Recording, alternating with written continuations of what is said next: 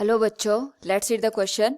Show that projectile follow a parabolic path. Now to answer this question first we will discuss here the key concept, and here the key concept is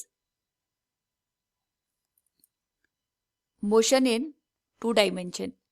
now यहाँ पे अगर हम दो dimension में motion की बात करते हैं और प्लेन में मोशन की बात करते हैं तो उसको अंडरस्टैंड करने के लिए we can divide it into two part कि हमारे पास यहाँ पे जो मोशन हो रहा है ये इंडिविजुअली हमारे पास एक ही डायमेंशन में यहाँ पे अकर हो रहा है और उन दोनों के कॉम्बिनेशन से ही हम यहाँ पे मोशन इन टू डायमेंशन को अंडरस्टैंड करते हैं. इस पर्टिकुलर केस में जो प्रोजेक्टाइल मोशन होता है हमारे पास, it is an example of motion in two dimension. तो जो प्रोजेक्टाइल मोशन होता है उसमें अगर हम ऑब्जेक्ट को हॉरिजॉन्टल के साथ थीटा एंगल बनाते हुए इनिशियल वेलोसिटी यू के साथ थ्रो करते हैं इस तरीके से, तो जो हमारे पास ऑब्जेक्ट होता है इस तरीके से पाथ बनाते हुए यहाँ पे मोशन करता है. और ये जो हमारे पास पाथ बनता है इस पर्टिकुलर केस में ये पैराबोलिक नेचर का होता है. तो हमें जो इसकी जो ट्रेजेक्ट्री बन रही है इसी की इक्वेशन यहाँ पे फाइंड आउट करनी है, जिससे हमें ये पता लगेगा कि ये जो पाथ है ये पैराबोलिक है. तो सबसे पहले इसको यहाँ पे अंडरस्टैंड करने के लिए जो ये हमारे पास u इनिशियल वेलोसिटी उसको हम दो कंपोनेंट में रिजॉल्व कर देते हैं. एक हमारे पास बनेगा हॉरिजॉन्टल डायरेक्शन में in the x axis, that is u cos theta, और दूसरा बनेगा हमारे पास यहाँ पे इन दी y axis, that is u sin theta. Now यहाँ पे अगर हम ऑब्जर्व करें, जब हमने इस ऑब्जेक्ट को यहाँ पे u वेलोसिटी के साथ थीटा एंगल पे थ्रो किया, उस पर्टिकुलर केस में जो हमारे पास हॉरिजॉन्टल डायरेक्शन आएगी, हॉरिजॉन्टल डायरेक्शन में कोई भी फोर्स यहाँ पे एक्ट नहीं करता है. तो कोई भी फोर्स ना होने की वजह से जो एक्सेलरेशन होगा in the horizontal direction it will also be zero, और इस वजह से जो हमारे पास ऑब्जेक्ट है it will move with the constant speed in the horizontal direction. यानी अगर हम इसके पाथ पे कहीं पे भी बात करें हॉरिजॉन्टल वेलोसिटी की, it will remains constant, that is equal to u cos theta. Now we can write here horizontal speed will remain constant, और ये हमारे पास रहेगी u cos थीटा के बराबर. इसी को हम यहाँ पे ux के बराबर भी लिख सकते हैं. Now according to the vertical position अगर हम बात करें यहाँ पे, तो वर्टिकल डायरेक्शन में कॉन्टिन्यूसली यहाँ पे ग्रेविटेशनल फोर्स एक्ट करता है. We can say in the vertical direction हमारे पास यहाँ पे ग्रेविटेशनल फोर्स एक्ट करता है, और इसी ग्रेविटेशनल फोर्स की वजह से यहाँ पे ग्रेविटेशनल एक्सेलरेशन एक्ट करेगा, और ये जो ग्रेविटेशनल एक्सेलरेशन होगा it will try to impact the velocity in the vertical direction. तो जब हम इसको यहाँ से थ्रो करते हैं तो u sin थीटा पे जो ग्रेविटेशन है वो डाउनवर्ड डायरेक्शन में इस तरीके से एक्ट करता है, और u sin थीटा की जो वैल्यू है इसको रिड्यूस करने का काम करता है. धीरे धीरे करके जैसे हमारे पास ऑब्जेक्ट है आगे की डायरेक्शन में मूव करेगा तो हाईएस्ट पॉइंट पे जाके जो u sin थीटा है ये हमारे पास यहाँ पे जीरो हो जाएगा. यानी जो मैक्सिमम वेलोसिटी वर्टिकल डायरेक्शन में होगी एट द हाईएस्ट पॉइंट वो जीरो हो जाएगी.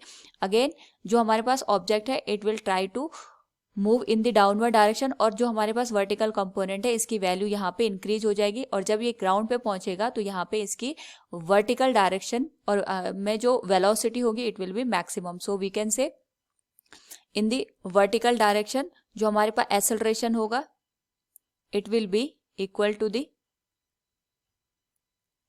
We can write A Y की जो वैल्यू होगी it will be equal to जी.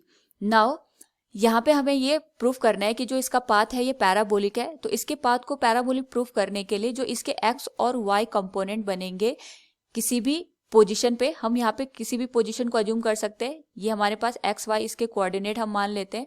तो इसके करस्पॉन्डिंग हमारे पास जो इक्वेशन निकल के आएगी वही हमारे पास यहाँ पे ये बताएगी कि जो हमारे पास पाथ है ये पैराबोलिक है या फिर नहीं है.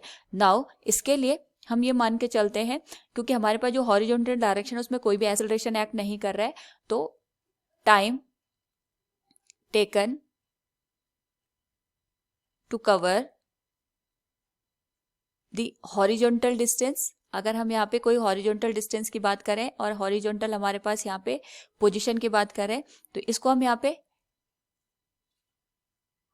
एक्स को कवर करने में जो टाइम लिया है उसको टी यहाँ पे अज्यूम करके चलते हैं एंड वी नो दैट यहाँ पे कोई एक्सेलरेशन नहीं है, तो simply we can write u cos theta will be equal to x by T, क्योंकि टाइम हमारे पास वर्टिकल हो चाहे हॉरिजॉन्टल दोनों केसेस में सेम रहेगा, तो यहाँ से t की जो वैल्यू निकल के आएगी it will can be written as x divided by u cos theta. इसको हम यहाँ पे क्वेश्चन नंबर फर्स्ट लिख सकते हैं।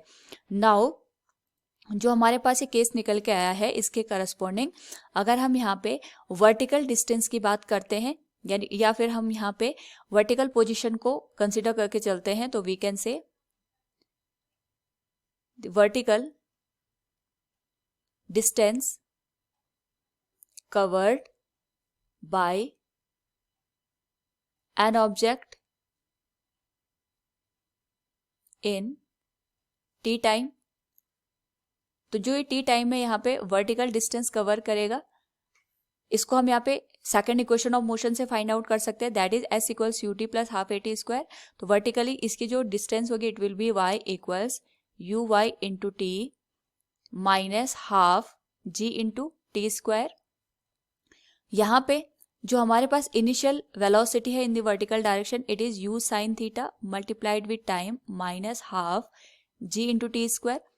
हमने यहाँ पे जब ऑब्जेक्ट अपवर्ड डायरेक्शन में मोशन कर रहा था उस पर्टिकुलर केस में जो जी की वैल्यू है वो डाउनवर्ड डायरेक्शन है, इसलिए हमने नेगेटिव साइन लिया है। हम यहाँ पे पॉजिटिव साइन लेके भी सेम इक्वेशन को डिराइव कर सकते हैं। सो यहाँ पे जो टाइम की वैल्यू है फ्रॉम इक्वेशन फर्स्ट, अगर हम इसको यहाँ पे पुट कर दे from equation first it could be written as y equals u sine theta. जो टाइम की वैल्यू है ये हो जाएगी हमारे पास यहाँ पे x divided by u cos theta minus half g into T square को अगर हम यहाँ पे लिखें it will be x by u cos theta का होल स्क्वायर।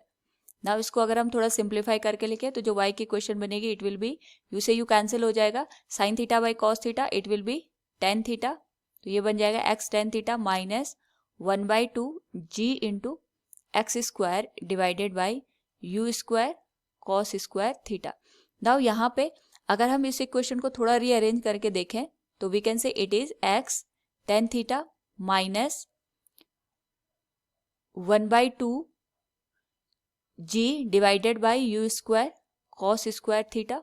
ये हमारे पास कांस्टेंट टर्म है और मल्टीप्लाई हो जाएगा ये एक्स स्क्वायर के साथ। तो यहाँ से वी कैन से हमारे पास जो x है और that is the vertical distance that is directly proportional to the x square and जो ये पूरी इक्वेशन है it is the equation of parabola.